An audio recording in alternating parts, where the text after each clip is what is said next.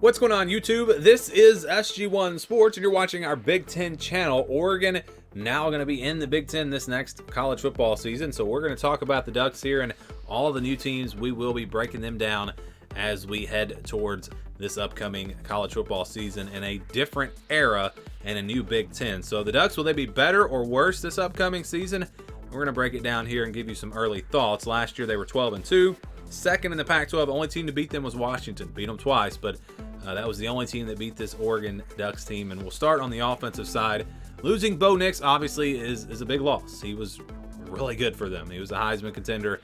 He is now off to the NFL, and so you lose him. But they bring in Dylan Gabriel, who I think has a chance to step in this offense and be really, really good. Maybe not quite to the level of Bo Nix, but maybe close. And then they also have Dante Moore, so you've got a nice backup, a young, talented player who got some experience last year. So quarterback position, not really a concern for me. They will lose Bucky Irving at running back. He was spectacular for them this past season. But Jordan James is back. Noah Whittington is back. I think that the running back group overall will be just fine. And then you go to the wide receivers. They lose Troy Franklin. He's off to the NFL. He was really, I mean, this offense was so good last year. But they've got Tez Johnson coming back, and they bring in Evan Stewart, who is an All-American caliber player at wide receiver. So it's just kind of plug and play. They lose players, they add players, and that's kind of the story really for this whole team. But wide receiver group overall, you look at the other guys they have coming back, they should be really good. Trayshawn Holden will be back. So, I mean, they're going to be good. And then at tight end, they got some really good news. Terrence Ferguson decided to come back, and Patrick Herbert also going to be back at tight end. So, again, this offense should be really, really good once again. And then you go to the offensive line. They had some guys that'll be back there as well that were really good last year. Josh Connerly, Marcus Harper will be back.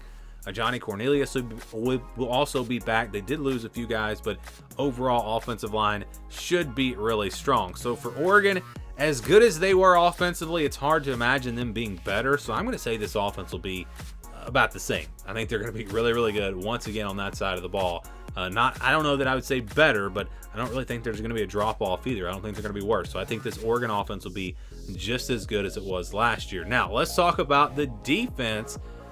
And again, it's kind of the same story there. You look up front on the defensive line. They had a lot of guys that could have gone to the NFL that decided to come back. Jordan Birch, pass rusher for them. He is coming back. That was a surprise to some.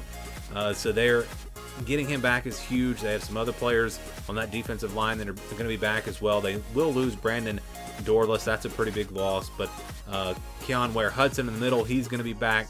And overall, defensive line looks really good. You know, they've got the kind of hybrid defensive end linebacker spot. They're going to lose a couple players there. Mace Funa's a pretty big loss, but overall, defensive line pass rush should be pretty good for them. You look at the linebacker position. That was maybe not really a strength of this team last year, but they don't really lose much. Jamal Hill, he's gone, but everyone else will be back. So linebacker position should be good. Defensive line, pass rush should still be pretty good. And then you go to the secondary. They do lose a lot of guys there, especially at that safety and star position.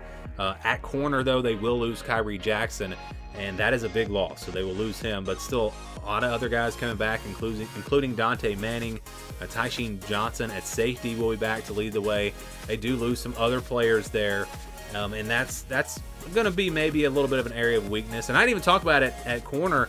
Jabbar Muhammad will be coming in from the transfer portal, coming in from Washington. That's an All-American caliber player right there. So they just do a great job in the portal at plugging these holes. That's what Oregon has been able to do. Kobe Savage comes in from Kansas State at the safety position.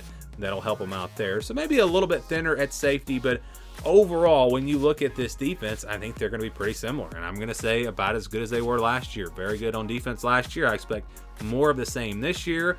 So if they're going to be the same on offense, the same on defense, that means overall this Oregon team should be about the same in 2024. So overall, we're going to say about the same, which means they're going to be right there in the thick of things. Remember, they were very close to making the 4-team playoff this past year, which means they should definitely be in that 12-team playoff if they're as good as they were last year. And If they can get into the playoff, who knows? Maybe they can win a game or two, or who knows, maybe even go all the way to the national championship and win it. I think they are one of the few teams that I would put as a top contender this upcoming season. So I expect a very good year for Oregon this upcoming season with, again, a roster that has just reloaded and looks ready to make another run. Do you guys agree? Do you disagree? Give me your early thoughts on this Oregon team down in the comments below.